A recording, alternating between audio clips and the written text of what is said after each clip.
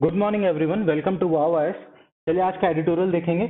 उसके पहले कुछ मेजर हेडलाइंस देख लेते हैं। ठीक है, सबसे पहले न्यूज क्या है कि Goa Congress legislature party mergers with BJP. आप देखिए यहाँ पर हुआ क्या है कि गोवा में कांग्रेस के पास 11 एमएलए थे, जिसमें से 8 जो है उनसे अलग होकर के बीजेपी में मिल गए हैं। तो ये जो है मर्जर में काउंट होगा और एंटी डिफेक्शन लॉ के अंदर नहीं आएगा, मतलब this is not a defection. ठीक है, इसके बारे में कुछ पढ़ लेते हैं। जो एंटी डिफेक्शन लॉ है ये आपका 1985 में इंट्रोड्यूस किया गया था थ्रू 52nd अमेंडमेंट एक्ट। ठीक है, this comes under 10th schedule. ठीक है, इसमें इनिशियली ये था कि अगर 1/3 मेंबर्स जो हैं वो अगर मर्ज करना चाहें तो वो डिफेक्शन में काउंट नहीं होगा, लेकिन 91st कॉन्स्टिट्यूशनल अमेंडमेंट एक्ट 2003 के अंदर इसको 1/3 से बढ़ा करके 2/3 कर दिया गया है। तो मतलब अगर पार्टी के 2/3 मेंबर्स अलग होकर के किसी पार्टी में मर्ज हो जाते हैं तो that is not a defection. अब whether a defection or not, who is qualified to take a decision on that? Chairman or speaker, but this is subject to judicial review। इस आर्टिकल में इतना ही important है। चलिए next देखते हैं। अब देखिए नेक्स्ट न्यूज है, Soren seeks clarity from governor. अब सोरेन कौन है? हेमंत सोरेन जो है सीएम है झारखंड के। तो यहाँ इशू क्या हुआ था कि एमएलए हैं जो कुछ बीजेपी के, उन्होंने ये कंप्लेन की थी गवर्नर को कि इन्होंने जो है जब ये माइनिंग मिनिस्टर थे तो अपने आप को ही माइंस एलोकेट कर दी थी। That is against the office of profit doctrine और इनके अगेंस्ट जो है डिस्क्वालिफिकेशन का केस होना चाहिए। तो गवर्नर ने जो इशू था वो इलेक्शन कमीशन को सौंप दिया कि weather he should be disqualified और नॉट। तो उसके लिए जो है अपनी रिपोर्ट इलेक्शन कमीशन ने गवर्नर को दे दी है, लेकिन गवर्नर ने अभी तक वो पब्लिक नहीं की है। तो उसके लिए मिलने गए थे कि जो भी है उसको पब्लिक कर दीजिए। इसमें देखिए दो चीजें इंपॉर्टेंट, एक ऑफिस ऑफ प्रॉफिट, दूसरा इनका disqualification under section 9A of RPA act 1951 के अंदर होना। तो ये दो चीजें देख लेते हैं। ठीक है, अब देखिए ऑफिस ऑफ प्रॉफिट जो डॉक्ट्राइन है वो कॉन्स्टिट्यूशन में कहीं पर भी या कहीं पर भी डिफाइंड नहीं what is office of profit, लेकिन 1964 में सुप्रीम कोर्ट ने कुछ अपने एक चेक्स बनाए थे, factors which are consider in the determination whether it is office of profit और नॉट। पहला क्या है, whether the government is the appointing authority. दूसरा, whether the government has the power to terminate the appointment. तीसरा, whether the government determines the remuneration. चौथा, what is the source of remuneration. And आखिरी, power that can comes with the position. अब यहां पर देखिए दो चीजें हैं, एक article 102 section 1 and article 191 section 1 of constitution. इसमें जो है जो ऑफिस ऑफ प्रॉफिट होल्ड करते हैं उनको एमपी और एमएलए से डिस्क्वालिफिकेशन की बात कही गई है। अब देखिए यहां पर हुआ क्या है कि सेक्शन 9A के अंदर जो है उनका डिस्क्वालिफिकेशन होना है, जो कि ये कहता है कि under that section a contract has to be made for the supply of goods or the execution of any work undertaken by the government। अगर गवर्नमेंट को कोई गुड्स सप्लाई हुआ है या फिर कोई वर्क एग्जीक्यूट हुआ है गवर्नमेंट के लिए तो that guy will be disqualified. लेकिन अब यहां पर हुआ क्या है कि सुप्रीम कोर्ट ने 1964 का जो इनका केस है सीवीके राव वर्सेस देंतु भस्कारा राव, इस केस में ये बोला है कि mining does not amount to contract of supply of goods. तो पहला वाला तो गया, सप्लाई ऑफ गुड्स में नहीं आएगा। दूसरा, अपेक्स कोर्ट के पास एक 3 जज बेंच में आया था केस 2001 में, Kartar Singh Bhadana versus Hari Singh Nalwa and others. इसमें क्या बोला, mining lease does not amount to execution of a work undertaken by the government. तो 9A के अंदर वो जो दो पार्ट्स हैं, सप्लाई ऑफ गुड्स और दूसरा जो है execution of work undertaken by the government, दोनों केस के अंदर जो है माइनिंग नहीं आती है। तो अगर अब देखिए यहां पर एक और चीज है, अगर ये डिस्क्वालीफाई कर भी देता, मान लीजिए इलेक्शन कमीशन ने बोला भैया इनको डिस्क्वालीफाई कर दो, डिस्क्वालीफाई हो गए, ये अपील फाइल करेंगे हाई कोर्ट में। हाई कोर्ट को जो है विद इन 4 मंथ्स जो है अपना जजमेंट देना है। ठीक है, अब आर्टिकल 164(4) क्या कहता है, a person can be a minister even CM chief minister for 6 months without being a member. वो डिस्क्वालीफाई हो गए, मेंबर नहीं है but still he will be the CM for another 6 months if he wants, और with in that 6 month जो है उनके favour में जजमेंट आ सकता है। ठीक है, चलिए न्यूज पूरी कंप्लीट हो गई। अब देखिए नेक्स्ट चलते हैं। तमिलनाडु के जो सीएम है इन्होंने एक चीफ मिनिस्टर्स ब्रेकफास्ट स्कीम चालू की है, जो कि क्लास 1 से क्लास 5 तक के बच्चों को जो है ब्रेकफास्ट प्रोवाइड करेगी। इससे ज्यादा इसमें इंपॉर्टेंट नहीं है। अब देखिए रॉजर फेडरर रिटायर हो गए, इसका शायद कईयों को दुख होगा। Delay in government flagship PMAY-G scheme to invite penalty. PMAY-G scheme क्या है, प्रधानमंत्री आवास योजना ग्रामीण। ठीक है, अब गवर्नमेंट के टारगेट्स क्या थे, गवर्नमेंट का टारगेट इनिशियली ये था कि 2.95 करोड़ हाउसेज हमें बनाने हैं बाय मार्च 2022, लेकिन क्योंकि बीच में कोविड आ गया तो इसका जो टारगेट है इसको शिफ्ट कर दिया गया अप टू मार्च 2024। ठीक है, प्रेजेंट सिचुएशन क्या है? प्रेजेंट सिचुएशन अभी तक 2.02 करोड़ घर बनाए गए हैं। तो अब जो सेंट्रल गवर्नमेंट है उसने ये बोला है कि हम जो है पिनलाइज करेंगे स्टेट्स को जिन्होंने भी इसको आगे बढ़ाने में डिले किया। क्या क्या पेनल्टीज है? टोटल 6 पेनल्टीज है। पहली है, अगर मान लीजिए कोई भी एप्लीकेशन जो है सैंक्शन नहीं हुई है या सैंक्शन डिले हुई है तो 10 रुपीज फर्स्ट मंथ में पेनल्टी, 20 रुपीज सेकेंड मंथ में पेनल्टी। अगर अप्रूव होने के बाद, सैंक्शन होने के बाद अगर 7 दिन के अंदर पहली इंस्टॉलमेंट नहीं मिली तो after that state has to pay 10 rupees per week. ठीक है, चलिए इसको एक बार देख लेते हैं इस स्कीम को। ये रही प्रधानमंत्री आवास योजना ग्रामीण। ठीक है, ये सारी चीजें हमने पढ़ ली हैं। ये कब आई थी? 1 अप्रैल 2016 में। ठीक है, अंडर रूरल डेवलपमेंट मिनिस्ट्री। ठीक है, pucca houses with basic amenities to all rural families. ठीक है, टारगेट हमने पढ़ लिया कि 2022 में होना चाहिए था। ठीक है, टू हेल्प रूरल बीपीएल को बेसिकली हेल्प करने के लिए आई थी। ठीक है, बेनिफिशियरीज कैसे डिसाइड होंगे? 3 क्राइटेरिया पे डिसाइड होंगे, सोशियो इकोनॉमिक, कास्ट सेंसस, ग्राम सभा एंड जियो टैगिंग। ठीक है, कॉस्ट शेयरिंग कैसा है? सेंटर और स्टेट के बीच में, अगर प्लेन एरियाज वाले हैं, नॉर्मल स्टेट्स हैं तो 60-40, अगर हिली states and north eastern states हैं तो 90:10 है। ठीक है, इसके बाद थोड़ी बहुत असिस्टेंट वगैरह बढ़ा दी गई है। ये सब चीजें उतनी काम की नहीं। हाँ, इसमें जो टॉयलेट्स वगैरह बनेंगे that will be in merger with स्वच्छ भारत मिशन और मनरेगा। फिर जो आपका गैस कनेक्शन, इलेक्ट्रिसिटी कनेक्शन जो है वो दूसरी जो स्कीम्स है उनके साथ इनका कन्वर्जेंस होगा। तो मतलब इस स्कीम के अंदर कन्वर्जेंस ऑफ स्कीम्स भी हो रहा है। ठीक है, चलिए अब नेक्स्ट न्यूज देखते हैं। Aim is conciliation with all armed forces, armed groups in north east. Basically जितने भी नॉर्थ ईस्टर्न इंसर्जेंट ग्रुप्स हैं, जो सेंट्रल गवर्नमेंट ये चाहती है कि बाय 2024 सबसे जो है बातचीत हो जाए और जो ये इंसर्जेंसी यहाँ पर खत्म हो। ठीक है, ये इनका एम है कि 2024 तक ये चीज हो जानी चाहिए। प्लस जो इंटर बाउंड्री डिस्प्यूट है बिटवीन द स्टेट्स वो खत्म हो जाना चाहिए। तो ये दो हैं। अभी क्या हुआ है? अभी एक ट्राई पार्टी सेटलमेंट हुआ government of India, Assam government और असम की 8 आर्म्ड आदिवासी ग्रुप जो हैं उनके बीच में। ठीक है, और एक और चीज इस न्यूज में ये बताई गई है कि जो इंसर्जेंसी है वो काफी कम हुई है। In 2014 there were 824 cases whereas today it was just 158 cases. तो काफी कम हुई है। एक और चीज इन्होंने बताई है कि अफ्स्पा जो है वो भी काफी सारे स्टेट से बाहर ले लिया गया है। इसमें बहुत स्पेसिफिकली पुलिस स्टेशन और डिस्ट्रिक्ट लेवल तक की बात की है। आपको सिर्फ ये जो इंपॉर्टेंट है वो बता दे रहा हूँ। एक तो 60% असम का जो एरिया है वो फ्री ऑफ अफ्स्पा हो गया है, और जो आपका त्रिपुरा और मेघालय है वहां से अफ्स्पा पूरी तरीके से चला गया है। मणिपुर और अरुणाचल में भी बहुत limited districts and police stations में रह गया है। इसके अलावा एक चीज और यहाँ पर ये बताई गई है, जो ये ट्राई पार्टी एग्रीमेंट हुआ है उसके तहत सेंट्रल गवर्नमेंट जो है सॉरी 1000 करोड़ रुपीस जो है अगले 5 साल में खर्च करेगी for the infrastructural development in the Adivasi dominated areas. ठीक है,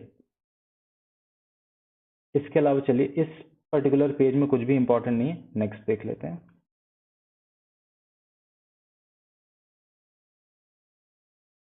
हेमंत सोरेन को हमने पढ़ लिया। ठीक है, ये पढ़ लिया। और एक देखिए major provisions of the agreement क्या थे?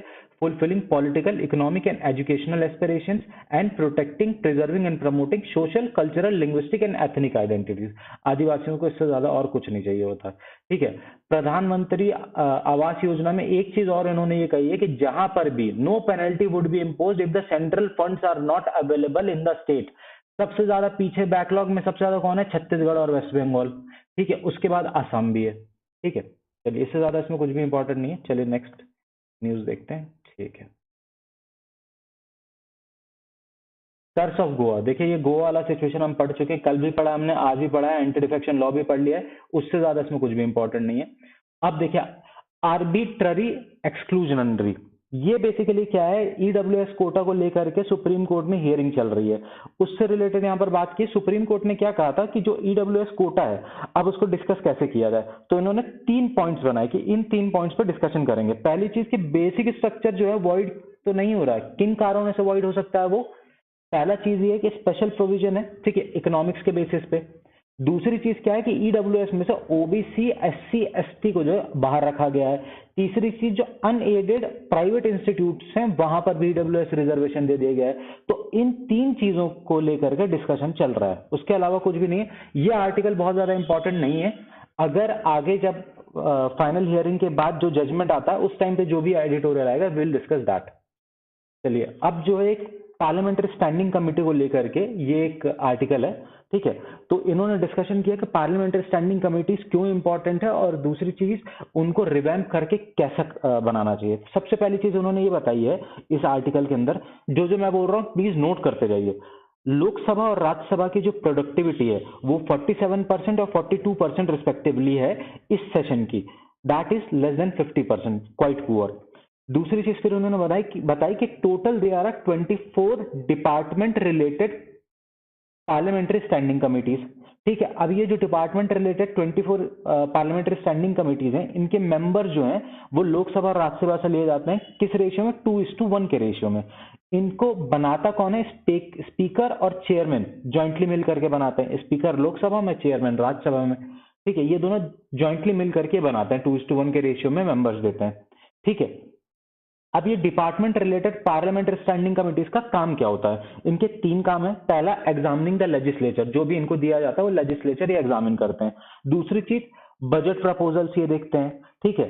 तीसरी चीज क्या है, पॉलिसी थिंकिंग का काम करते हैं, मतलब अगर किसी मिनिस्टर का कुछ एम है तो उसके लिए कौन सी पॉलिसी अच्छी हो सकती है उसके बारे में सोचते हैं, ठीक है। अब देखिए प्रॉब्लम क्या हुई है कि जो percentage of bills refer to standing committee है वो जो आपकी 15th लोकसभा थी 2009 से 2014 वाली, उसमें लगभग 71% था, जो कि घट करके 16th Lok Sabha that is from 2014 to 2019 वो सिर्फ 27% रह गया। और इसमें भी जो सेकंड हाफ था 16th लोकसभा का, उसमें तो बिल्कुल ही नहीं दिया जा रहा था। क्यों? क्योंकि जो आपकी गवर्नमेंट थी, गवर्नमेंट ये चाह रही थी कि बड़े बड़े रिफॉर्म्स लेकर के आए जल्दी से जल्दी, ठीक है। लेकिन जो आपकी अपोजिशन पार्टी से वो स्टॉल करना चाह रही थी। अब ये कोई जरूरी नहीं है कि जो आपकी गवर्नमेंट इन पावर है, इनकम्बेंट गवर्नमेंट है, वो सारे बिल जो है रेफर करे स्टैंडिंग कमेटी को। That is his own prerogative whether he wants to refer a particular bill to them और नॉट, ठीक है। अब एलिगेशंस क्या लगाए जाते हैं कि जो बिल्स नहीं दिए जाते हैं पार्लियामेंट्री स्टैंडिंग कमिटीज को, वो प्रॉपरली एग्जामिन नहीं होते हैं, specially considering the stakeholders और कंज्यूमर्स के पर्सपेक्टिव से। इसमें फिर एक एग्जांपल दिया है उन्होंने कि फार्म बिल जैसे नहीं दिया गया था स्टैंडिंग कमेटी को, इस वजह से जो है उसको वापस लेना पड़ा।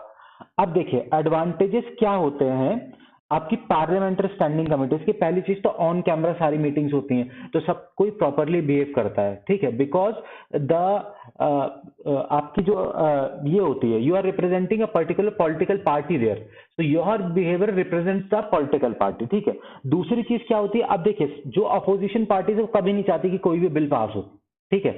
तो वो उसमें प्रॉपर डेलिब्रेशन होता है and it works through consensus.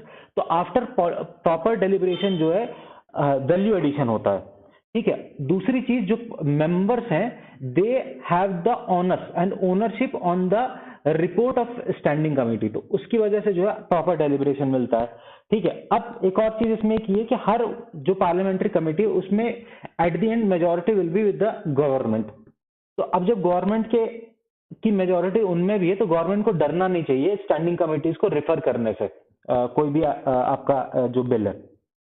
अब यहाँ पर इन्होंने कुछ जो है चेंजेस सजेस्ट किए हैं। सबसे पहला चेंज जो है वो ये कह रहे हैं कि स्पीकर और चेयरमैन को पावर होने चाहिए रेफर करने के कोई भी जो आपका ये है क्या बोलते हैं bill to parliamentary standing committees, ठीक है। तो ये एक तरीके से ऐसा होगा कि ऑटोमेटिकली सारे बिल्स रिफर हो जाया करेंगे, ठीक है।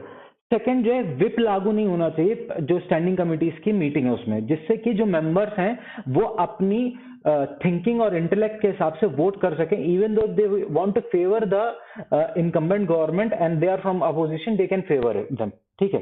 तीसरी चीज ये कही गई कि जो इनकी मीटिंग्स हैं और जो इनका फाइनल डिसीजन है वो टाइम बाउंड होना चाहिए, विद इन टाइम फ्रेम आना चाहिए। चौथी चीज इन्होंने ये कही कि स्टैंडिंग कमिटीज में एक्सपर्ट्स को इन्वॉल्व कीजिए as per the requirement of the bill. उससे क्या होगा कि आपको एक एक्सपर्ट एडवाइस मिलेगी और इंप्रूवमेंट का चांस बढ़ेगा, ठीक है। फिर इसके बाद पांचवी चीज ये कह रहे हैं कि जो स्पीकर है वो जो है टाइम लिमिट जो है कम और ज्यादा कर सकता है depending upon the requirement of standing committee और द इनकम्बेंट गवर्नमेंट। अगर इनकम्बेंट गवर्नमेंट बोलती है कि नहीं हमें ये पास कराना है जल्दी, और स्पीकर को या चेयरमैन को ये लगता है कि हाँ ये रीजनेबल डिमांड है, तो वो टाइम कम भी कर सकता है। इसके बाद इनका ये कहना है जो 2 सेशंस होते हैं पार्लियामेंट के, उनके बीच में जो गैप होता है उस जो कि मैक्सिमम 6 मंथ्स का हो सकता है, ये आपको याद होना चाहिए, ठीक है।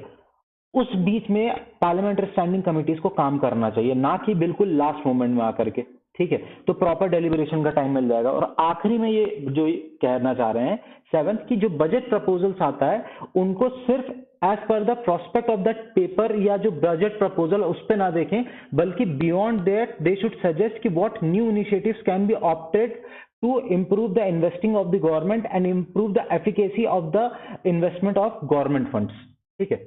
इसके बाद देखिए एक और आर्टिकल है, ये आर्टिकल बेसिकली ये बात कर रहा है कि जो आपकी इलेक्ट्रिक बसेस हैं वो रिसेंटली जो 5 स्टेट्स हैं फॉर कोलकाता, दिल्ली, बेंगलुरु, हैदराबाद एंड सूरत, वो सेंट्रल गवर्नमेंट की हेल्प से कन्वर्जेंस एनर्जी सर्विसेज लिमिटेड के थ्रू ली गई हैं, ठीक है। ये एक यूनियन गवर्नमेंट का नोडल एजेंसी है।